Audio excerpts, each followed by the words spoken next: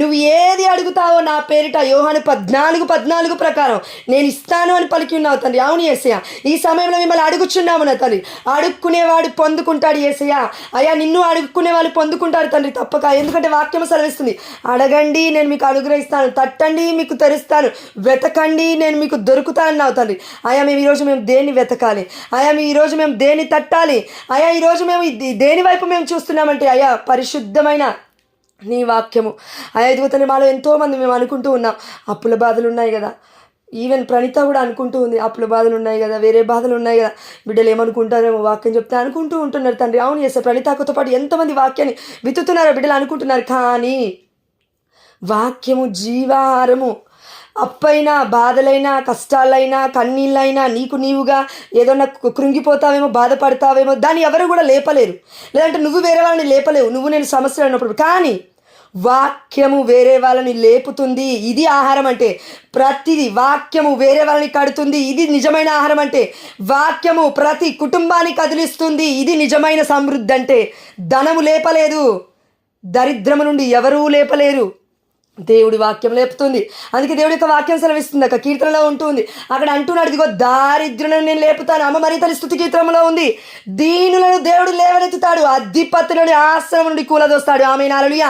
అధిపతులు అనగా నేను అంతస్తుంది, అందముంది, ఐశ్వర్యం ఉంది, వాట్ ఎవర్ ఐ హ్యావ్, నేను ఏదైతే పొందుకొని ఉన్నానో అది దేవుడి మహిమార్థమై కాకుండా నాకు నేనుగా నేను స్తుతించుకున్నట్లయితే, ప్రియమైన బిడ్డ ఆత్మస్థుతి మనం చేసుకుంటున్నట్లయితే, ఈ రోజున దేవుడు అంటున్నాడు, ఎక్కడున్నావు ఆదాము, ఎక్కడున్నావు? పాపం వెనక మనం దాచుకుంటున్నాము, చెట్టు వెనక మనం దాచుకుంటున్నాము, ధనం వెనక మనం దాచుకుంటున్నాము, మన కుటుంబంలో ఉన్న సమస్యల వెనక మనం దాచుకుంటున్నాం.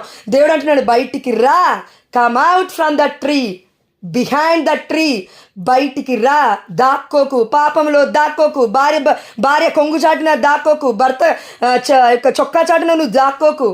ఎవరైనా ఇంటికి వస్తున్నారేమో అమ్మ, దేవుడు చెప్తున్నాడు, అప్పుల బాధ ఉన్నప్పుడు ఇంటికి వస్తున్నారేమో ఎవరన్నా, లేమయ్యా వెళ్ళిపోయారు, లేనయ్యా అని భర్తతో చెప్పిస్తున్నారు, భార్యతో చెప్పిస్తుంటారు, లేదంటే కుటుంబ పిల్లలుంటే పిల్లలతో చెప్పిస్తుంటారు కొంతమంది తల్లిదండ్రులు, లేదంటే ఫోన్స్ లిఫ్ట్ చేసినప్పుడు లేమని చెప్పు అని అంటారు. ఎందుకు దాక్కుంటున్నావు అంటే ధైర్యం లేదు. వాక్యం సెలవిస్తుంది కొత్త నిబంధనలో, పరిపూర్ణమైన ప్రేమ లేనివాడే, దేవుడు అంటే ఇష్టపడిన వాడే, దేవుడి యందు ప్రేమ లేనివాడే భయపడతాడు అనుక్షణం. మరి ప్రేమ లేదు అంటే ఇది చాలా ఎగ్జాంపుల్, చాలా క్లియర్ కట్ ఎగ్జాంపుల్. మనం భయపడుతున్నాము అంటే దేవుని ప్రేమించని వారమే ఇప్పటికి కూడా క్రైస్తవులో మనం. కానీ ప్రేమించట్లేమంట. దేవుడు బాధపడుతున్నా, ప్రేమని బిడ్డ ఎందుకు బాధపడుతున్నా అంటే, నన్ను ప్రేమించట్లేదు అమ్మా అని బాధపడట్లేరు, నీకు ధైర్యము సరిపోవట్లేదు అమ్మా నన్ను ప్రేమించు అంటున్నాడు దేవుడు. ఆదాము చెట్టు వెనక దాక్కున్నాడు కదా, మనం ఈరోజు దేని వెనక దాక్కుంటున్నాం? అందుకే మనము ఆస్తి ఇవ్వకపోయినా, అంతస్తు ఇవ్వకపోయినా, పిల్లలకి లేదంటే కుటుంబస్తులకి ఇంకెవరికైనా ప్రార్థన సహాయం ఇద్దాం. అప్పుల బాధలు తీర్చకపోయినా పర్లేదు, బిడ్డల కోసం ప్రార్థిద్దాం. ఇంకేదైనా ఇవ్వకపోయినా పర్లేదు, ఆహారాన్ని పంచుదాం. మామూలుగా దేవాది దేవుడు పరిశుద్ధమైన గ్రంథంలో ఎన్నో వాక్యాలలో చెప్పాడు, మీరు అనాథలకి ఆహారాన్ని పంచిపెడితే మీ యొక్క పాపాలు కూడా క్షమింపబడతాయి. ఇది గొప్ప చారిటీ, ఇది ఒక గొప్ప పరిచర్య. అలాంటిది కేవలం ఈ లోక ఆహారమే నువ్వు నేను పంచిపెడితే మన పాపాలు దేవుడు కొట్టేస్తున్నాడంటే, మన పాపాలను దేవుడు క్షమిస్తున్నాడంటే, మరి జీవాహారం పంచితే ఇంకెలా ఉంటుంది జీవితం? సమృద్ధి ఉంటుంది. ఆమె నలడి అందుకే అన్నాడు, నేను జీవాహారాన్ని నేనే. ఈ లోకానికి సాతానుగాడు మిమ్మల్ని దొంగలించుటకు, మీ శాంతిని దొంగలించుటకు, కుటుంబంలో ఉన్న మనశ్శాంతిని దొంగలించుకుంటకు, కుటుంబంలో ఉన్న భర్తని దొంగిలించుటకు, కుటుంబంలో ఉన్న బిడ్డల యొక్క మనస్తాన్ని దొంగిలించుకొనుటకు, అదేవిధంగా కుటుంబంలో ఉన్న ఆ యొక్క ఏమంటారండి ఆరోగ్యాన్ని దొంగిలించడానికి వస్తాడేమో.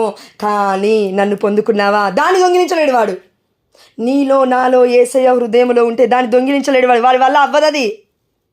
ఈరోజు గొప్ప సాక్ష్యాలు 3 చెప్తాను యొక్క వాక్యంలో. ఇందులోనే ప్రేయర్ చేద్దాం అనుకున్నాను కాబట్టి పరిశుద్ధాత్మ దేవుడు ప్రేరేపిస్తున్నాడు. ఈరోజు వెళ్ళొద్దు అన్నాడు క్లాస్కి దేవుడు, ఎందుకో తెలియదు నాకు కూడా, I don't know the reason. 3 సాక్ష్యాలు ఉన్నాయక్క. అవేంటంటే ఆ దేవాదేవుడు ఇచ్చిన సాక్ష్యాలు చెప్తున్నాను నేను. పొద్దున నేను మా హస్బెండ్ ఒక ప్లేస్కి వెళ్ళాలి. ఇందాకలా 11:30 నుంచి స్టార్ట్ అయ్యాము, ఇంటికి వచ్చేసరికి 2:30 అయింది. 2 చర్చెస్కి వెళ్ళాలన్నమాట. వెళ్ళి థియాలజీ క్లాసు 5వ బ్యాచ్ స్టార్ట్ అవుతుంది, ఇంగ్లీష్ క్లాసెస్ అని అక్కడ ప్యారిష్ ప్రీస్ట్లకు చెప్పి రావాలన్నమాట. పాంప్లెట్స్ కూడా ఇచ్చారు 20,000. ఇక్కడ arch diocese of Hyderabad Raju Alex father ఇవ్వమని చెప్పారనమాట. అయితే నేను ఇదంతా ఎందుకు చెప్తున్నా అంటే, మేము వెళ్తున్నాం బండి మీద. నేను ఆల్రెడీ ప్రణితకి అప్పుడే మెసేజ్ చేశాను నాకు, అక్క మేము ఇట్లా వెళ్తున్నాం అక్క, ప్రేయర్లో పెట్టుకో, ఎందుకంటే ఆ బిడ్డ అప్పుడే చేసింది కాబట్టి చెప్పాను. చెప్పగానే జాగ్రత్త అమ్మ, వర్షం పడుతుంది, ఘోరంగా ఉంది అనేసి నా మనసులో సమస్తము సాధ్యమే అంటున్నాడు దేవుడు. నా మనసు నుంచి మాట్లాడుతున్నాడు. సమస్తము సాధ్యమే, సమస్తము సాధ్యమే. వర్షాన్ని ఎంత ఆపడతాను నేను? నీ సమస్యని ఆపే శక్తి ఉందంటే నువ్వు నమ్మవు. వర్షాన్ని ఆపే శక్తి ఉందా దేవుడికి? ఒకసారి ఆలోచించు. నీ సమస్య పెద్దదా, వర్షం పెద్దదా? నీ సమస్య నీలో నాలోనే ఉంది. వర్షం ఎక్కడుంది? ఈ యొక్క లోకములో ఉంది, ఈ యొక్క ఎన్విరాన్మెంట్లో ఉంది. ఈ యొక్క వాతావరణాన్ని మార్చాలి వర్షం అంటే. ఆ దేవాదేవుడు అంటూ ఉన్నాడు, నేను నా భర్త వెళ్ళాము, స్టార్ట్ అయ్యాము, ఇక్కడి నుంచి 10 నిమిషాల్లో చిన్న చిన్నగా చినుకులు పడుతూ ఉన్నాయి ఈసీఎల్ మార్గంలో. దేవుడు అన్నాడు, మాట్లాడు, వాక్యం వదులు, ఎన్విరాన్మెంట్లోకి, వాతావరణంలోకి వాక్యాన్ని ప్రకటించు అంటే అలా ఎలా అని ఆలోచిస్తున్నాను నేను. పరిశుద్ధాత్మదేవ నాకు సాయం చేయి అంటే దేవుడు అన్నాడు, ఏలియా మధ్యస్థ ప్రార్థన ద్వారా 3 సంవత్సరాలు ప్రార్థించగానే వర్షాలు పడ్డాయి. 3 సంవత్సరాలు ప్రార్థిస్తే వర్షాలు ఆగిపోయాయి. యేసు నామములో నీ చిత్తమైతే అవసరం ఉన్నన్ని రోజులు తండ్రి వర్షము ఆపబడునుగాక అని అడిగి ఉన్నాను. ఆమేన్, హల్లెలూయా. నేను అడగం కాదండి, ఆ సమయంలో ఎంతోమంది బిడ్డలు కూడా ప్రార్థిస్తున్నారు. దేవుడు ప్రేరేపించాడు. అంటే నా గొప్పతనం కాదు నేను చెప్పేది. పరిశుద్ధాత్మదేవుడు ఎట్టి టైం అందరినీ కదిలిస్తాడు ఆత్మలో. అప్పుడు ఆ సమయంలో ప్రార్థించినప్పుడు ఏమవుతుందంటే మొత్తము కూడా బంధింపబడుతుంది దేవుడి చిత్తానుసారంగా, అంతయు కూడా తెరవబడుతుంది దేవుడి చిత్తానుసారంగా. అందుకే మత్తయి 16:18 మనం చూసాం, ఈ లోకంలో నువ్వు దేన్ని బంధిస్తావో అది బంధింపబడుతుంది, ఈ లోకంలో నువ్వు దేన్ని విప్పుతావో అది విప్పబడుతుంది. అది గర్భమైన, అప్పు, సమస్య అయినా, వాట్ ఎవర్ ఇట్ ఈస్, ఆశీర్వాదమైన. అంటున్నావా అవమానాలు ఎక్కువయ్యా అంటున్నావా? ఆ అవమానము నీకు ఆశీర్వాదం రాబోతుంది. ఆమేన్, హల్లెలూయా. మొట్టమొదటి సాక్ష్యం ఏంటంటే, నేను నా భర్త స్టార్టింగ్ ఒక 10 నిమిషాల వర్షం చినుకులు పడుతుంది అయ్యా అని అన్నాను. మేము తడవద్దు, అడిగి పోవాలి అయ్యా దయచేసి అని అనుకుంటూ ప్రేయర్ చేసుకుంటూ మరీ తన మధ్యస్థ ప్రార్థన అడుగుతూ వెళ్ళాము. దేవుడు ఒక్కటే ఎలా ఆజ్ఞాపించాడో నాకు తెలియదు, స్వరవతి వినవలే, కానీ వర్షం ఆగిపోయింది.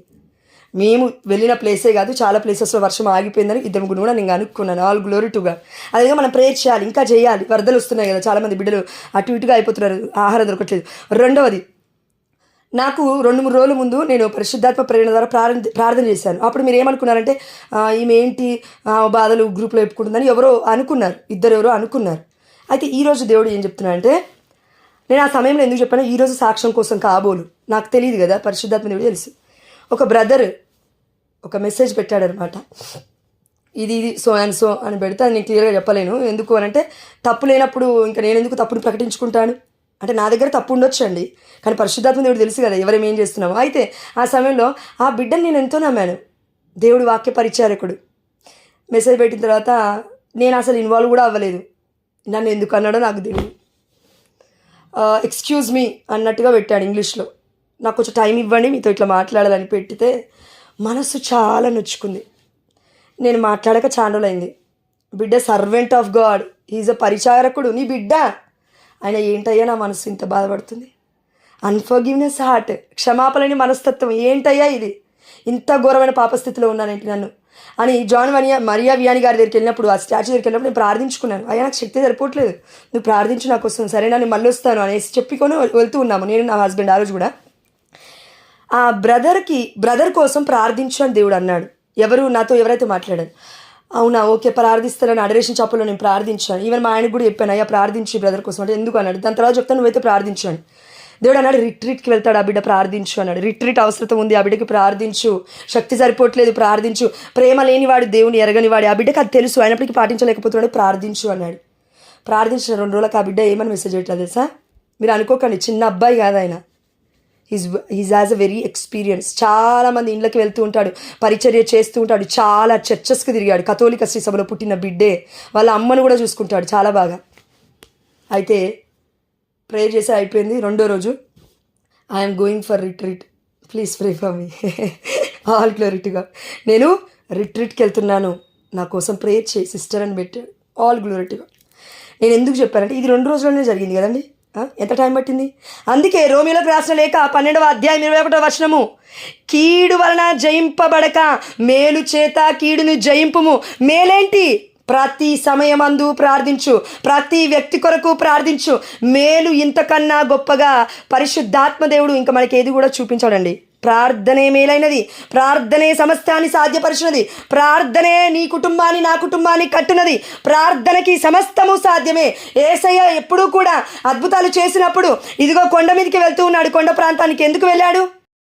కాబట్టి ఆ దేవదేవుడు మనతో చెప్తూ ఉన్నాడు, కొండ ప్రాంతానికి యేసయ్య వెళ్ళాడు, మనం ఎందుకు వెళ్ళకూడదు? ప్రార్థన. కొండ ప్రాంతం ఎలా ఉంటుంది?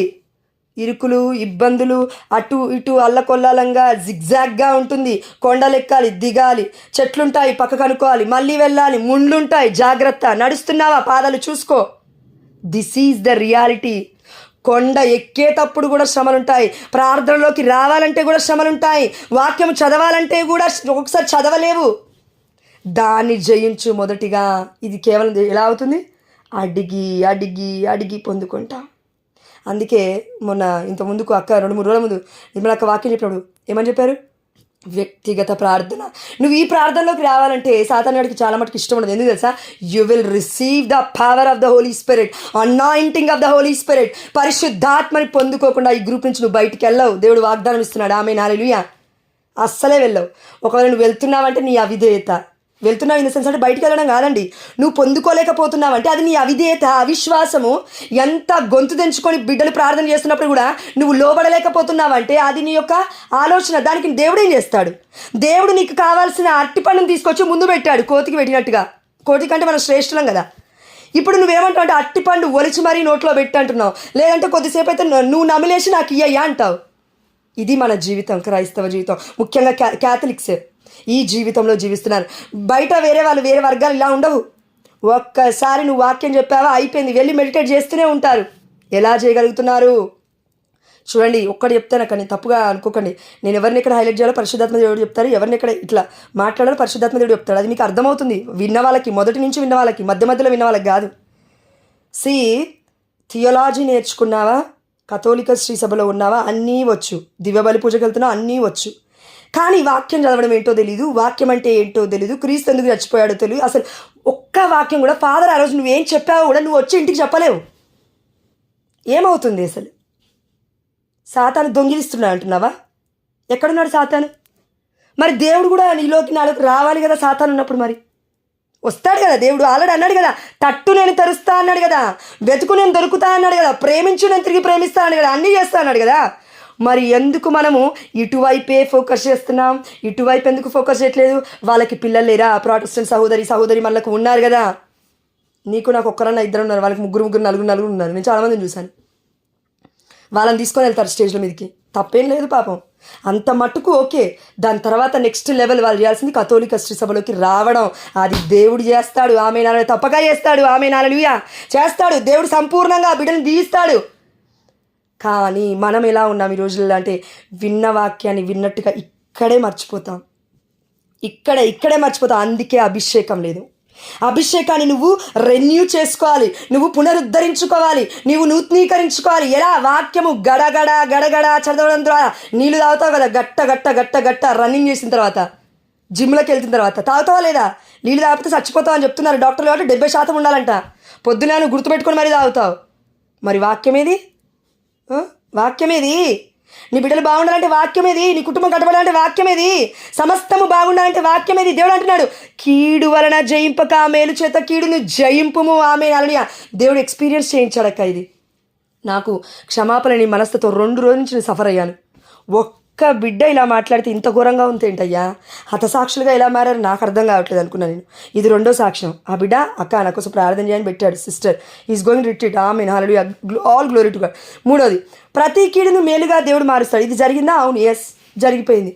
ఈ సమయంలో దేవుడు చెప్తున్నాడు, ఎవరికో చెవిలో మీకు రైట్ ఇయర్లో ఏమంటారు అక్కది, కుడి చెవిలో మీకు ఒక విజిల్ సౌండ్ లాగా వినబడుతుంది అప్పుడప్పుడు.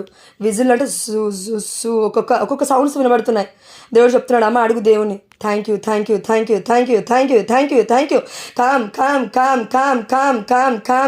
Com Holy Spirit. I thank you, I praise you, I adore you my Lord. I thank you, I praise you, I adore you, I thank you, I praise you, I adore you my Lord. Touch everybody in the mighty name of Jesus, O Lord. Lord, I am sending the word of God to this group, O Lord. Lord, I am sending the fire in this group, O Lord. Amen, hallelujah. Anointing of the Holy Spirit may come down upon us. Amen, hallelujah. యేసు నామములో తండ్రి సుజాత అక్కడ మీకు సమర్పిస్తున్నాను తండ్రి. ఆయా బిడ్డ మరి చెప్తుండగా ఏసా నువ్వు చూసి ఉన్నావు తండ్రి. ఏసే ఆ యొక్క చెవిని నీకు సమర్పిస్తున్నాను. ఆయా ఒకప్పుడు నేను బాధపడ్డాను, ఇదే రైట్ ఇయర్తో ఇదే ఒక్క చెవి నొప్పితో నేను బాధపడ్డాను తండ్రి. లోపల డ్రమ్కి హోల్ పడింది నా తండ్రి. ఇప్పటివరకు కూడా నేను చెక్ చేసుకోలేదు, కానీ ఇప్పటికీ కూడా చాలా క్లియర్గా స్పష్టంగా వినగలుగుతున్నాను ఆయన. అందుని బట్టి నీకే సమస్త ఘనత మహిమ ప్రభావములు చెల్లిస్తూ నాకు ఇచ్చిన స్వస్థతను ఆ బిడ్డ కూడా నువ్వు ఇచ్చి ఉన్నావు. అందుని బట్టి నీకు స్తోత్రం యేసయ్యా. అమ్మ మరియ తల్లి మధ్యస్థ ప్రార్థన ద్వారా, ఆరోగ్యమాత మధ్యవర్తిత్వ ప్రార్థన ద్వారా, యెషయా గ్రంథము 53 5వ వచనము, అయ్యా ఇదిగో తల్లి మా తప్పిదముల కొరకు నీవు గాయపడ్డావు, మా యొక్క పాపముల కొరకు నువ్వు నలిగిపోయావు. నీవు అనుభవించిన శిక్ష ద్వారా బిడ్డకి యేసు రక్తములో తన యొక్క చెవు ముద్రింపబడిన తండ్రి, నీ వలన స్వస్థత చేకూరునుగాక. ఆమేన్. నీవు పొందిన దెబ్బల ద్వారా బిడ్డకి ఆరోగ్యము చేకూరునుగాక తండ్రి. ఆమేన్. నుదుటి పైన శ్రీయ గుర్తు వేసుకోక మీరు మీట్లోనే ఉండండి. Lord, I thank you, I praise you, I adore you my Lord. చెవు మీద కూడా వీళ్ళైతే జస్ట్ పట్టుకోండి మీ చేతితో. Lord, touch her hand in the mighty name of Jesus. Hand of the Holy Spirit may come upon her and heal in the mighty name of Jesus, O Lord. తండ్రి నీ పరిశుద్ధమైన నామములో మేము అడిగిందే అన్నాను అయ్యా, మేము పొందుకున్నామని మార్కు 11:24 ప్రకారం నేను విశ్వసిస్తున్నాను తండ్రి. అందుని బట్టి నీకు స్తోత్రం దేవా. నిర్గమ 14:14 ప్రకారం యుద్ధము నీదే దేవా.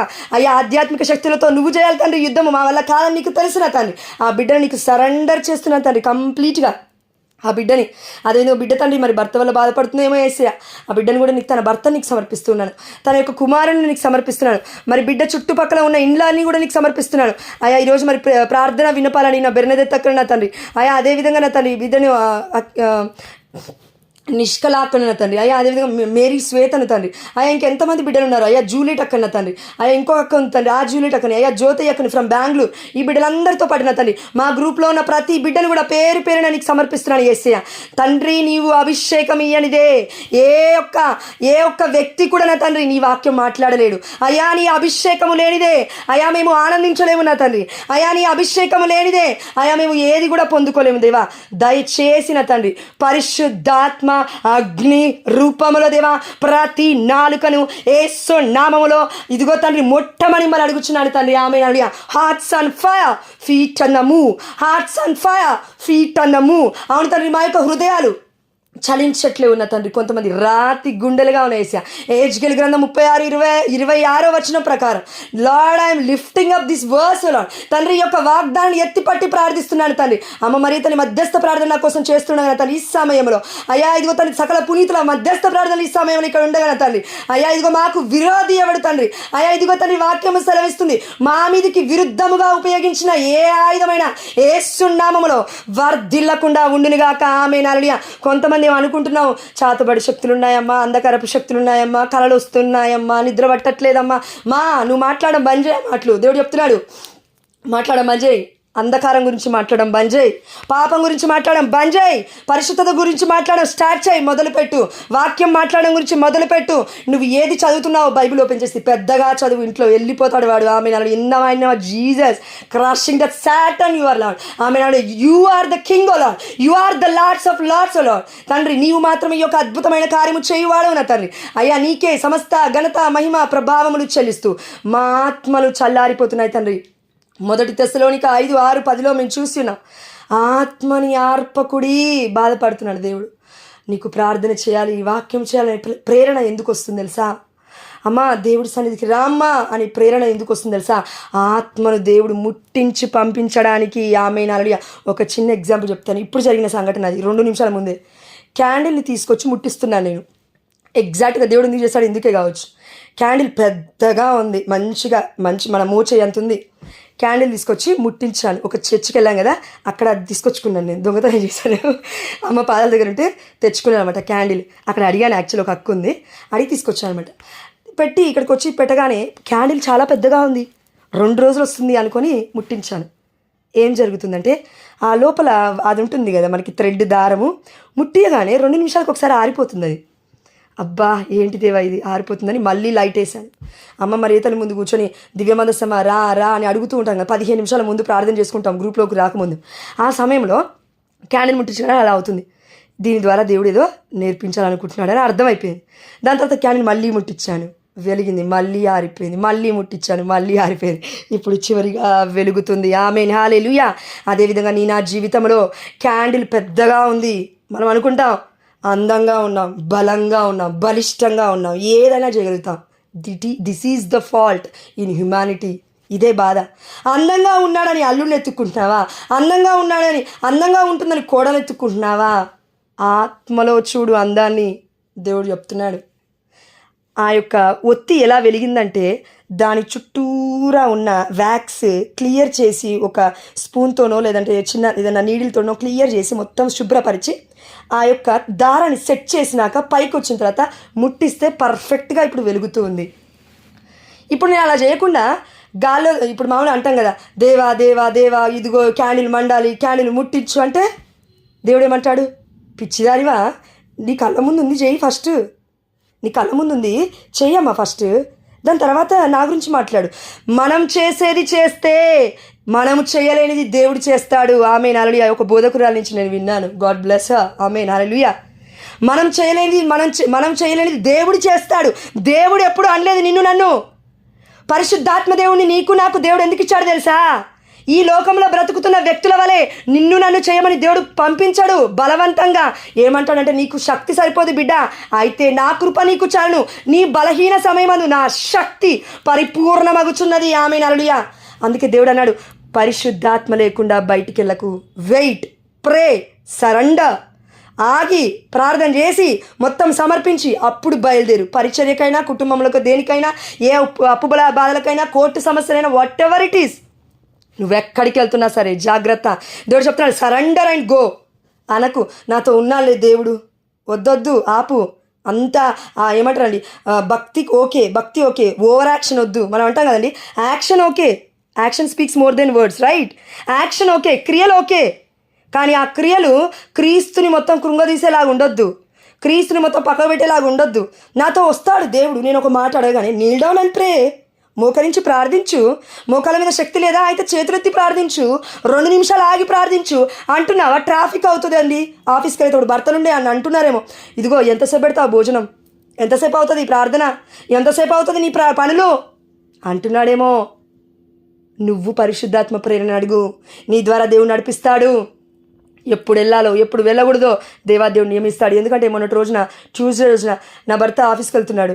ఆ రోజు మీకు చెప్పాను కదా 2 రోజులు వర్క్ ఫ్రమ్ హోమ్ ఇచ్చానని, 3వ రోజు కూడా ఆఫీస్కి వెళ్తున్నాడు. నేను అన్నాను, నిజంగా ఈరోజు వర్క్ ఫ్రమ్ హోమ్ ఉందా లేదా ఒకసారి కనుక్కున్నాను, గ్రూప్లో పెట్టారు రమ్మని చెప్పారని.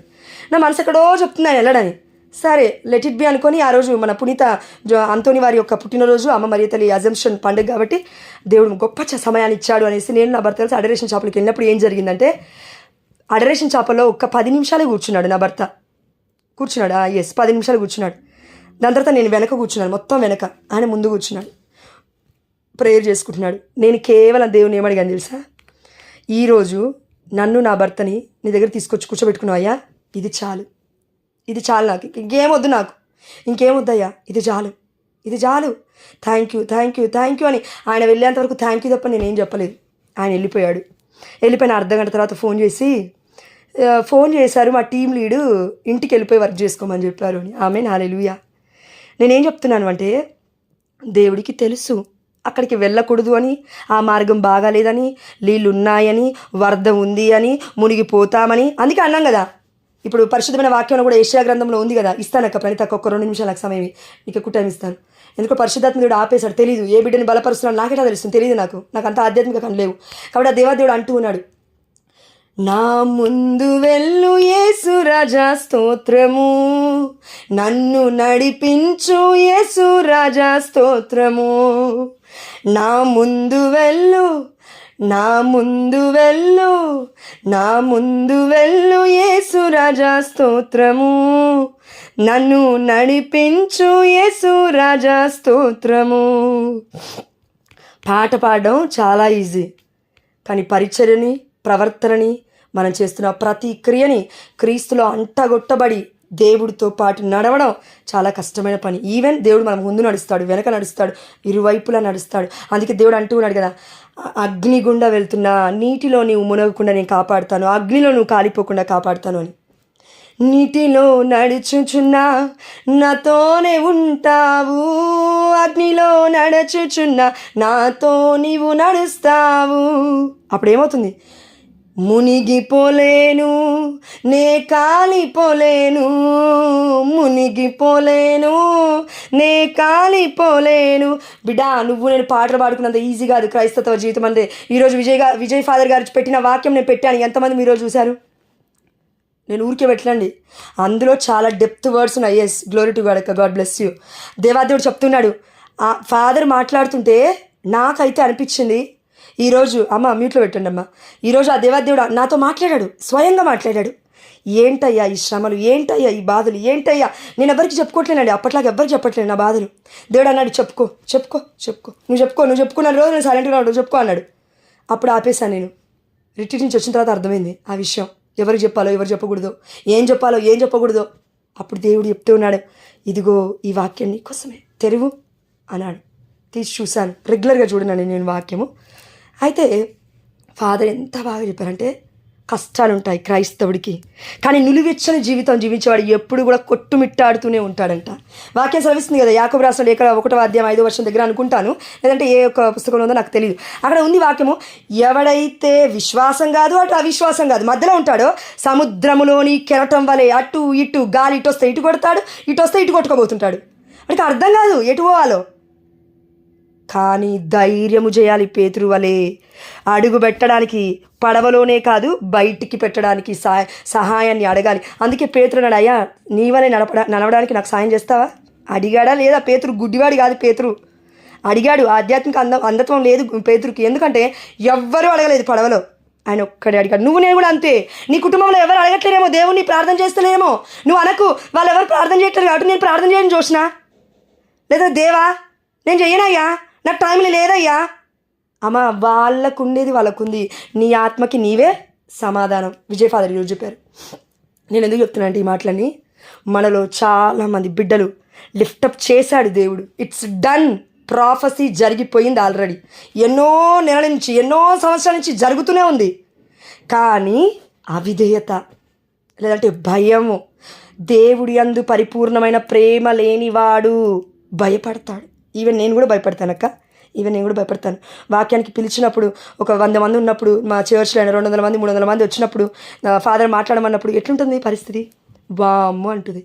ఒక్కసారి స్టేజ్ మీదకి ఎక్కామా, all angels is with me అంటే, నేను ఇంటి దగ్గర నుంచి బయలుదేరుతున్నప్పుడు నేను అడుగుతాను, come with me my friends and the angels of God. పునీతుని ఫ్రెండ్స్ అనే పిలవాలి. దే ఫీల్ వెరీ హ్యాపీ, వాళ్ళు చాలా ఆనందపడతారు. ఎందుకో దేవుడు పరిశుద్ధాత్మ నాకు ఇది చెప్పాడు. జోసెఫ్ ఫాదర్ వాక్యం చెప్తున్నప్పుడు నాకు ఇది రివీల్ అయింది. కాబట్టి దీన్ని బట్టి ఆ దేవాది దేవుడికి సమస్త ఘనత మహిమ ప్రభావములు చెల్లిస్తూ, అయా ఇదిగో తండ్రి, చెవి నొప్పితో బాధపడుతున్న బిడ్డని, మోకాల నొప్పులు విపరీతంగా తండ్రి, అవును ఎవరు చెప్పాల్సిన అవసరం లేదమ్మా, 3-4 విపరీతమైన మోకాల నొప్పులు ఉన్నాయి. మీరు అనకండి నా ఏజ్ని బట్టి, నా వయస్సుని బట్టి మోకాల నొప్పులు అండి అని అనకండి. వయస్సు లేని వారు కూడా 30-40 ఏళ్ళు ఉన్న వాళ్ళు కూడా మోకాల నొప్పులు బాధపడుతున్నారు. అదేవిధంగా ఒక కుడి చేతితో ఘోరమైన బాధ, 2 రోజుల నుంచి మీకు కుడి చేయి నొప్పి ఉంది. ఆ దేవాదేవుడు చెప్తున్నాడు, నీకు స్వస్థత అయింది, ఆమె నలుడు. చెప్పు దేవుడికి thank you thank you thank you thank you అని చెప్పుకుంటూ ఉండి మనసులో say thank you thank you thank you thank you thank you thank you thank you Jesus. Back pain, మెడ నొప్పితో, అదేవిధంగా ఆ యొక్క వెన్నుముక్క నొప్పితో చాలామంది బాధపడుతున్నారు, ఒక్కరుగా ఇద్దరుగా చాలామంది. అది దేవుడు అంటూ ఉన్నాడు, పని ఎక్కువగా చేస్తున్నానని అనుకుంటున్నావేమో, నువ్వు పని ఎక్కువ ఏం చేయట్లేవు. సారీయా, దేవుడు చెప్తున్నాడు. నువ్వు నేనేమనుకుంటున్నామంటే పని ఎక్కువైంది. దేనికి ఎక్కువైంది పని? పరిచర్య అంటే ఏంటి అసలు? ప్రేమ. ప్రేమ ఏం చేస్తుంది? సమస్తాన్ని భరిస్తుంది. ప్రేమతో నువ్వు పని చేస్తే నీకు నొప్పులు ఎలా తెలుస్తాయి? తెలియవు. నేను నిజంగా చెప్తున్నాను. జపమాల చేయాలంటే నాకు ఒక్కదానికి 40 నిమిషాలు పడుతుంది. రోజుకు 10 జపమాలు చేయాలంటే ఎంత టైం పడుతుంది? మినిమం 4 నుంచి 5 గంటలు పడుతుంది. అంటే నొప్పి అవుతుంది, బ్యాక్ పెయిన్ అవుతుంది. పిల్లలకి అనపోయినా నొప్పి అవుతుందమ్మా. మీరు మళ్ళీ వేరే ఎత్తకండి. మీ పిల్లలు కానీ లేదు, నేను పిల్లలు కానీ నొప్పులు అనకండి. నొప్పులు అందరికీ నొప్పులే, అందరికీ ఉన్నాయి కదా శరీర భాగాలు. బట్ మీకు ఎక్కువగా నొప్పులు వేస్తున్నా, నాకు కొంచెం తక్కువ. దేవుడు అన్నాడు, ఈ నొప్పిని భరించలేవా, ఈ నొప్పిని భరించలేవా, దీనికి కూడా కంప్లైంట్ అయినా వెళ్ళి నీ భర్త చెప్తావా? చెప్పు. పట్టించుకుంటాడు? పట్టించుకోడు. నేనేం చేయలేదు దానికి అంటాడు. లేదంటే టాబ్లెట్ తేవాలా అంటాడు. అమ్మా, ఈ రోజుల్లో అందరి పరిస్థితి ఇదే. ఎతక్కు సమాధానం మనుషుల్లో ఎతక్కు దొరకదమ్మా. దయచేసి బైబిల్ని పట్టుకోమ్మా.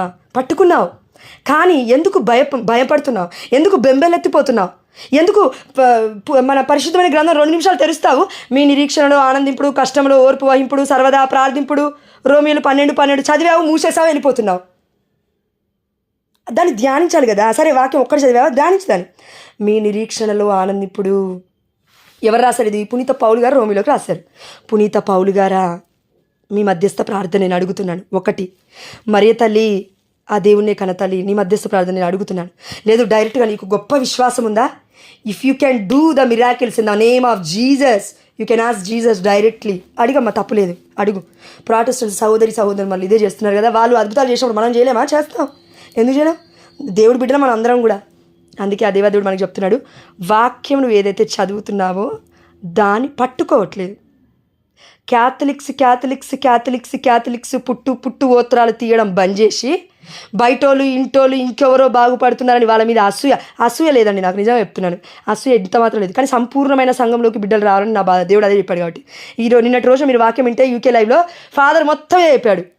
ఈరోజు ఫాదర్, మన విజయ్ ఫాదర్ కూడా చెప్పాడు, సత్యాన్ని పట్టుకున్నవాడు స్వతంత్రుడు, వాడిని ఎవడు కూడా కూడదరలేడు. ఆమె నలుయ మొత్తం సృష్టి మొత్తం సపోర్ట్ చేస్తుందంట. ఆ దేవాదేవుడు అన్నాడు, నన్ను ప్రేమించు వారికి, నా చిత్తానుసారంగా పిలువబడిన వారికి సమస్తము సమకూడి జరుగుతుంది. అంటే వర్షమైనా, సూర్య చంద్రులైనా, ట్రీస్ చెట్లైనా, whatever it is, it will bind by the Holy Spirit. పరిశుద్ధాత్మదేవుని నువ్వు నేను అడుగుతున్నావు కదా, అన్ని బైండ్ చేస్తాడు, లేదంటే విప్పుతాడు. ఆమె నాడు విప్పును గాక.